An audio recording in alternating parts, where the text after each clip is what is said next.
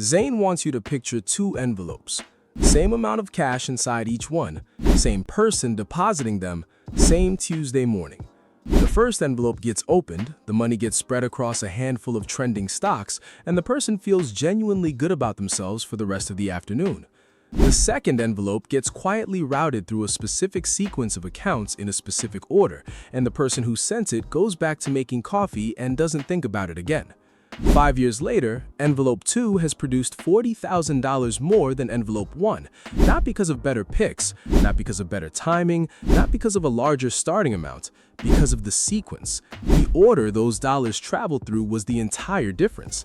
And today on Wetrix Invest, Zane is going to show you that exact sequence from the very first dollar to the last, because almost everyone in 2026 is still doing this backwards, and the cost of wrong order is not a rounding error, it is years of your life. If this kind of honest, no-fluff financial breakdown is what you come here for, subscribe to Wetrix Invest right now and tap the bell, because we publish this kind of thing regularly, and the algorithm will bury it if you're not subscribed. Now, let's build the map. The one idea that rewires everything. Before Zane walks you through the sequence, he needs you to feel one concept deeply enough that it permanently changes how you see money decisions. Not understand it intellectually, actually feel it. Here it is. Every dollar you own is currently competing for a position inside a hierarchy of returns. At the top of that hierarchy sit guaranteed returns. Below those sit probable returns. Below those sit possible returns. The single most important rule in personal finance is this: always feed the highest guaranteed return first. Always. Before the market, before the hot fund, before the ticker your brother-in-law mentioned at Thanksgiving. Because a guaranteed return, even a modest one, beats a probable return every single time when you do the compounding math over a decade. The problem is that most people in 2026 are doing the opposite. They're feeding the probable returns first and leaving the guaranteed ones starving. And they're doing it not because they're financially illiterate. They're doing it because the guaranteed returns are boring and invisible and require paperwork, while the probable returns have apps with clean interfaces and green arrows. Zane is here to make the boring stuff feel as compelling as it actually is, because the boring stuff is where the $40,000 gap lives. Why wrong order is costing you specifically. Let's make this real with a character. Call him Daniel. Daniel earns a solid income, saves genuinely well, invests consistently, and reads enough financial content to feel informed. Daniel also carries a credit card balance of $9,000 at 21% interest. At the same time, Daniel has $9,000 in a taxable brokerage account that he expects, optimistically, to return around 7% annually over time. Zane wants you to sit with what Daniel's balance sheet actually says. He's earning 7% on one pile and surrendering 21% on an identical pile simultaneously. His actual net return on that combined $20,000 is negative 14% per year. On $9,000, that's roughly $1,260 per year, leaving his net worth quietly, invisibly, without a single notification from any app. Daniel isn't making bad investment choices inside the brokerage, he's making a catastrophically bad sequencing choice by having the brokerage at all while the card exists. The order created the problem. A different order eliminates it. That is why Zane calls sequence the most underrated concept in personal finance, and why almost everyone has it backwards going into 2026. Step 0. The wall before the waterfall. Zane structures the investment sequence as a waterfall, dollars falling from the top container down through each level in order, only moving to the next level when the current one is satisfied. And before the waterfall begins, there is one thing that has to exist: a wall. Specifically, $1,000 to $1,500 in a high-yield savings account that you treat as structurally invisible. It does not get touched, it does not get counted toward investment goals. It sits between you and the credit card for the singular purpose of ensuring that a car repair, a medical copay, or a broken appliance does not become a 21% debt event. This is not an investment, this is a circuit breaker. The reason it comes before every other step is because without it, every single step below it is vulnerable to being unwound by the first unexpected bill that arrives. Daniel did not have this wall. When his transmission failed, he put $2,200 on the same card he was already paying down. 3 months of debt payoff progress erased in one afternoon. Priya, the colleague Zain uses as the counterexample throughout this script, had her wall in place before she contributed a single dollar to anything else. She has never added to her credit card balance in 4 years, not once. Build the wall first. Everything downstream depends on it. Step 1. The only guaranteed 100% return on Earth. Zain is going to make a claim that sounds like an exaggeration and is not. If your employer offers a retirement plan match, contributing exactly enough to capture every dollar of that match is the single highest guaranteed return available to any ordinary person on the planet in 2026. Here is the math. A common match structure looks like this. The employer contributes 100% of the first 5% of salary you put in. You deposit $1, your employer deposits $1 alongside it, instantly, before markets open, before any fund grows, before time passes at all. That is a 100% return the moment the transaction clears. No hedge fund offers a guaranteed 100%. No savings product comes close. No asset class in recorded financial history has reliably doubled every dollar the instant it was committed. And yet, this benefit, sitting inside the benefits portal of tens of millions of working Americans, goes partially or entirely unclaimed every single year. A large-scale study of American workers found that billions of dollars in employer matching contributions go unclaimed annually, not because workers don't have the money, but because they never moved the contribution slider off the default percentage HR assigned during onboarding. Daniel's employer offered a full match on 5% of his $68,000 salary. That's $3,400 per year his employer was prepared to hand him for free.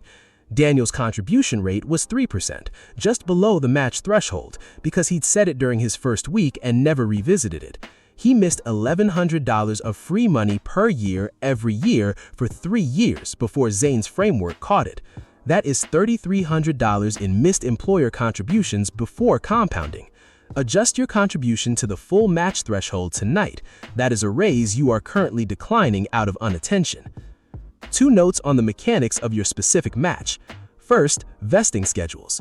Some employers require you to remain employed for 1 to 4 years before the match dollars are legally yours. This doesn't change the order, you still capture the match first, but it matters if you're planning to change roles in the near term. Know your vesting timeline.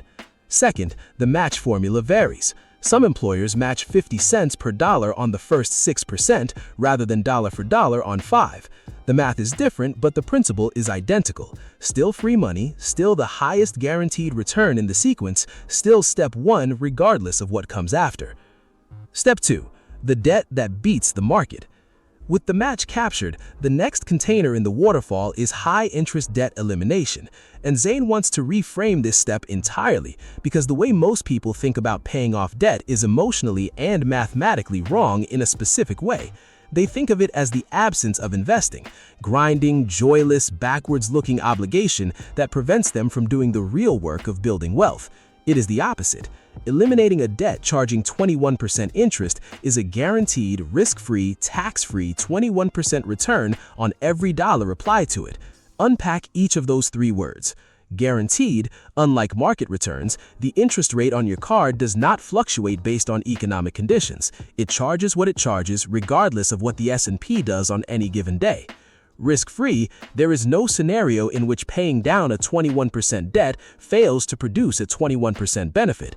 The outcome is certain. Tax-free, the money you save by eliminating interest is not income. You owe nothing on it. To match that combined profile in a taxable investment account, assuming a 24% federal bracket, you would need to find an investment producing roughly 28% annually before tax, consistently, reliably, year after year. Warren Buffett's lifetime average is approximately 20%.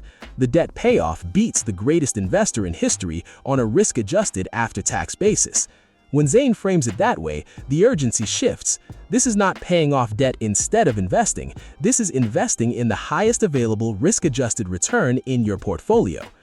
The strategic question inside this step is which debt to attack first when multiple balances exist simultaneously. 2 frameworks dominate the conversation. The first is the mathematical approach.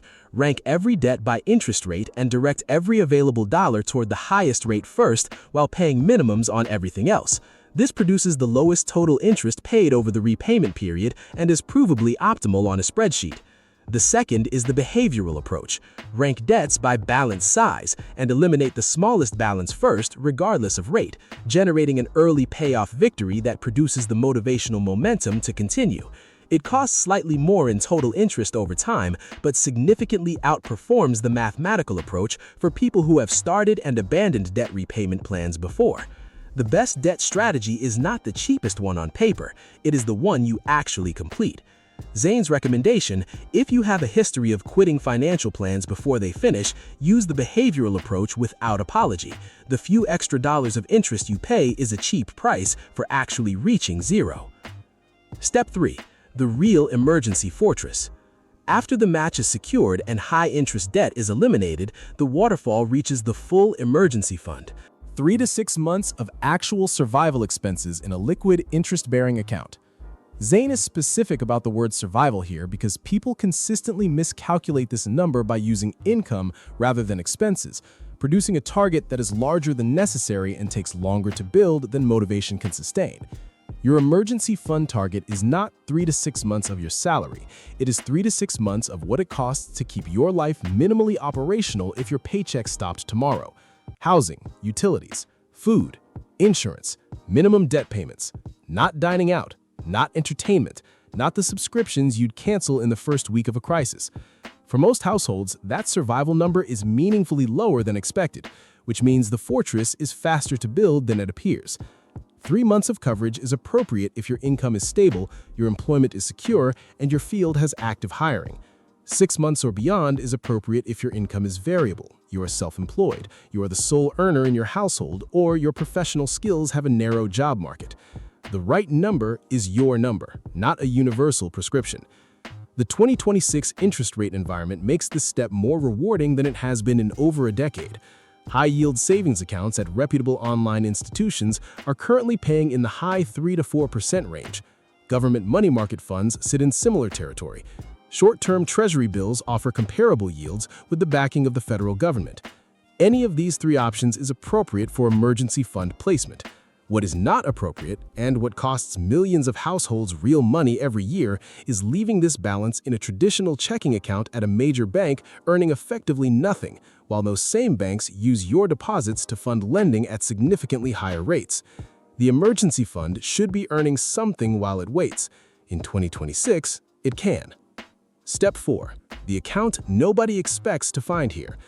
Zane places this next, and it surprises almost everyone the first time they see the sequence. The HSA occupies the 4th position in the waterfall, above the Roth IRA, above the fully funded 401k, above the taxable brokerage. And the reason is that the HSA is, by a significant margin, the most tax-advantaged account in the entire United States tax code. Zane is going to prove that claim rather than simply assert it. Every other tax-advantaged retirement vehicle offers a single tax benefit. The traditional 401k lets contributions reduce your taxable income today, but taxes withdrawals in retirement. The Roth IRA accepts after-tax contributions, but shields all future growth from taxation. One benefit each. The HSA stacks 3 simultaneously.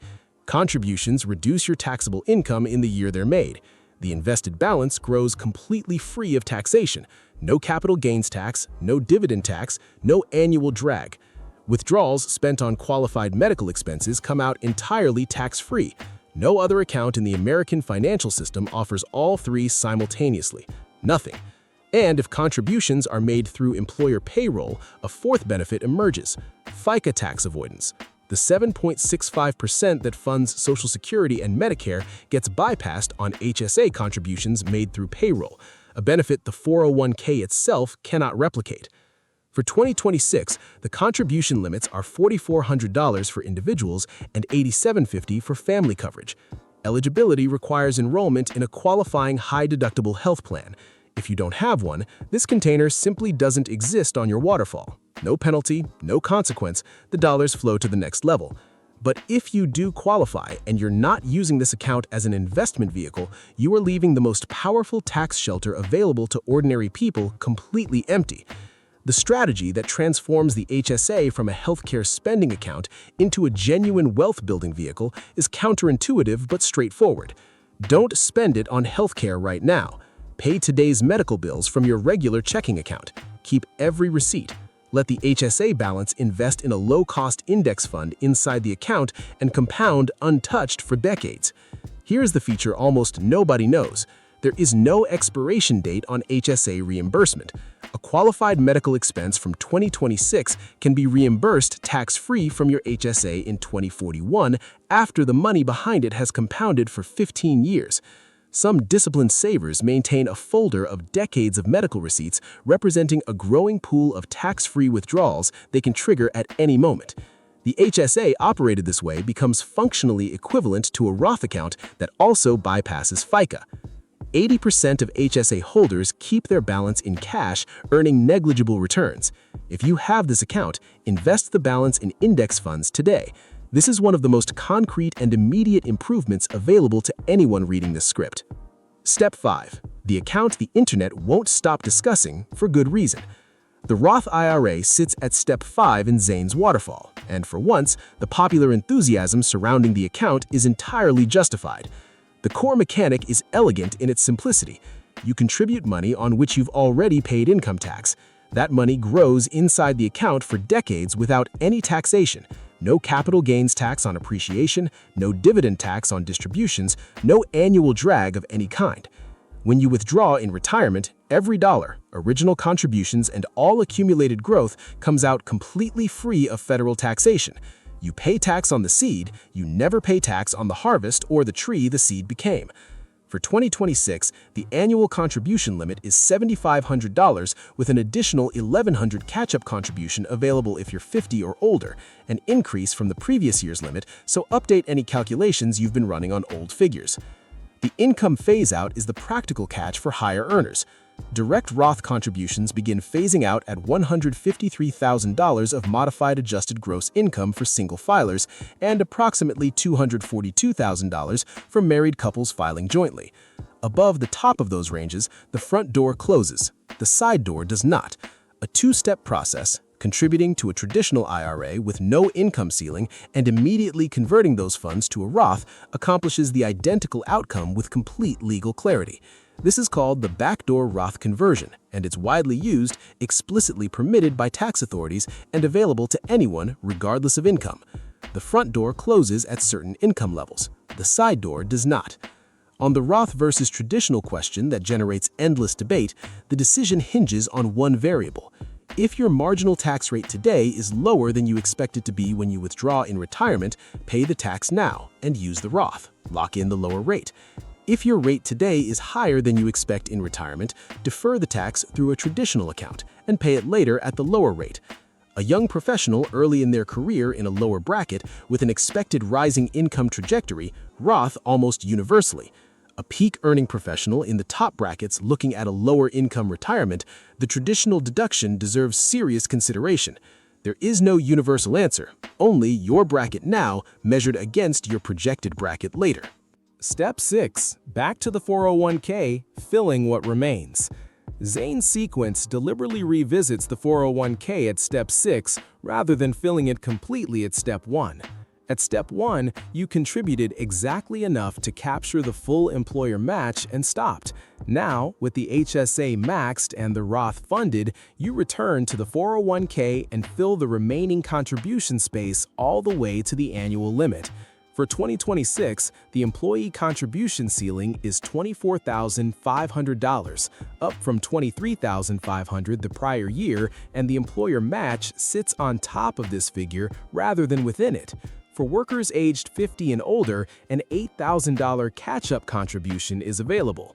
For the specific window between ages 60 and 63, legislation has created a super catch-up provision of $11,250, allowing that narrow cohort to contribute close to $36,000 annually in a single tax-advantaged account. If you are approaching 60 and feel behind on retirement savings, that window is not a detail. It is a significant accelerator that most people in that age range have never heard of. One specific note for higher earners over 50, recent legislation phasing in through 2026 requires catch-up contributions for individuals who earned above $145,000 the prior year to be directed into Roth rather than pre-tax 401k space. This changes the tax treatment of those contributions and affects take-home pay calculations. If you are a higher earner over 50, verify whether your specific plan has implemented this change this year before assuming last year's payroll math still applies. Step 7. The loophole with the ridiculous name.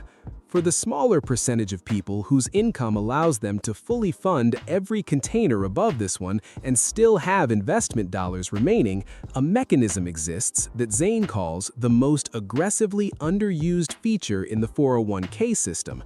It is actually called the Mega Backdoor Roth, and Zane did not invent that name. Here is the architecture. The $24,500 employee contribution limit is not the ceiling on total 401k contributions. The total ceiling, covering employee contributions, employer match, and a third category called after-tax contributions, reaches $72,000 in 2026. The gap between $24,500 and $72,000 represents an enormous volume of additional contribution space. The Mega Backdoor Roth is the process of filling that gap with after-tax money and then immediately converting it to Roth status inside the plan, where it grows and withdraws tax-free forever. Someone who has already maxed every container above this one can potentially route tens of thousands of dollars annually into tax-free growth. The requirement is that your specific 401k plan permits both after-tax contributions and in-plan Roth conversions. Many plans do not. If yours does and your income can support it, this is not a loophole in the pejorative sense. It is a feature sitting in the published rules that the people who know about it use completely openly. Step 8. The bucket that buys freedom. The taxable brokerage account arrives last in Zane's sequence, and he wants to address the instinct to resist that placement. This is the account Daniel opened first. It's the account with the green arrows and the clean interface. It's the account people talk about at social gatherings, and it sits at the bottom of the waterfall, not because it's bad, but because it's the least tax-advantageous container in the sequence. Contributions arrive from already taxed income. Dividends generate a tax event each year they're distributed. Gains generate a tax event when positions are sold. No deduction going in, no tax shelter on growth, no tax-free exit. It is the bucket with the fewest structural advantages, and so it receives dollars only after every container above it is satisfied. But it carries one capability that no retirement account possesses, and for a specific type of financial goal, it is irreplaceable. No age restriction, no penalty for early access, no required waiting period. Your 401k and your IRA are engineered to fund your retirement. Your taxable brokerage account is engineered to fund your life on your timeline.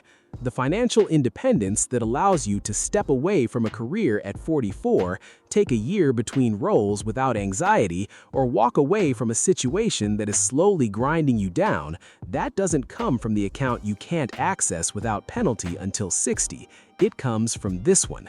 Zane's framing, the retirement accounts buy your old age, the taxable brokerage buys your options. That is why it appears last, and why, for people pursuing early financial independence, it often becomes the most consequential account in the sequence over time. The 4 leaks that drain the waterfall. Zane closes every version of this framework by naming the 4 most common sequencing errors, because recognizing yourself in one of them is worth more than absorbing any individual step. The first leak is investing in the brokerage while carrying high-interest debt. This is Daniel's foundational error. It feels like progress and produces a net negative result. The fix is complete and temporary. Pause the brokerage, eliminate the high-interest debt, return to the sequence. No exceptions, no splitting the difference. The second leak is under-contributing to capture the full employer match. Some people deliberately contribute below the match threshold to have more take-home pay each month, not understanding that they're trading a 100% guaranteed return for a marginal increase in current spending. No cash flow optimization produces a 100% guaranteed return. The match is always worth the contribution required to claim it. The third leak is over-accumulating in the emergency fund. The emergency fund has a target. When it reaches that target, water is supposed to flow to the next container. Some people, particularly those who have experienced financial instability, keep adding to the emergency fund indefinitely rather than moving to tax-advantaged investing. 3 to 6 months of survival expenses is a fortress. 18 months of expenses in a savings account is money paying 4% that could be compounding in a tax-free account for 3 decades. Know your number and flow past it. The fourth leak is chasing the exciting container and skipping the boring ones. The taxable brokerage is interesting. Individual stocks are interesting. The HSA, the methodical 401k top-up, the backdoor Roth paperwork are administrative. And so people pour energy and dollars into the interesting container at the bottom, while the boring, higher-returning containers above it sit half-empty. The entire premise of the waterfall is that boredom correlates with advantage. The most tedious-seeming step in the sequence is almost always the one delivering the highest return. What the full sequence looks like running. Priya earns $72,000 annually and has $1,400 per month to direct towards her financial goals. Watch where each dollar goes in Zane's sequence. Her employer matches 100% of the first 5% she contributes. 5% of $72,000 is $300 per month from her paycheck. Her employer drops $300 alongside it. She committed $300 and immediately has $600 in the account. 100% return before any market movement. Her employer matches her contribution and she contributes funding. She carries no high-interest debt. She eliminated it before beginning the sequence. Her emergency fund of 4 months of survival expenses is fully funded in a high-yield account earning 4%. She is on a qualifying health plan and contributes $350 monthly to her HSA, investing the full balance in a total market index fund, paying her medical bills out of pocket and filing every receipt.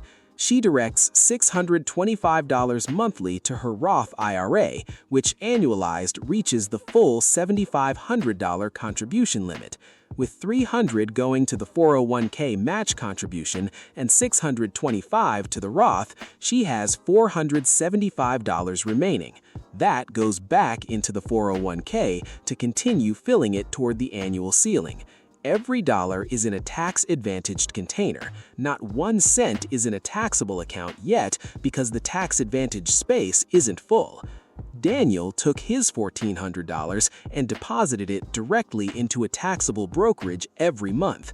He skipped the match, he didn't eliminate the debt first, he has no HSA, his Roth is unfunded. 5 years of identical monthly contributions produced a $40,000 gap because the sequence of destinations made one portfolio dramatically more efficient than the other. No better picks, no better timing, no better discipline, just a different order. If you made it this far into this Wetrix Invest breakdown, you now have something most people spend their entire financial life without: the actual map. Not what to invest in, the sequence in which to invest. Zane's closing message is the same every time he teaches this framework. You do not need to execute all 8 steps to win. Almost nobody does. If all you accomplish from today forward is capturing your full employer match and eliminating your high-interest debt, you will be ahead of the vast majority of people who invest every month because you will have filled the 2 highest returning containers in the entire sequence. Everything below that is just how far down the waterfall your income allows the dollars to travel. There is no failure in stopping at step 3. The only failure is filling step 8 while step 2 is still bleeding. The next dollar you have available to invest has a right home. Now you know exactly where that is. Put it there. Subscribe to Wetrix Invest if this changed how you're thinking about your money, and drop a comment below telling Zane which container you're currently filling and which one you've been accidentally skipping. He reads them, and the answer might surprise you about where your next move actually is.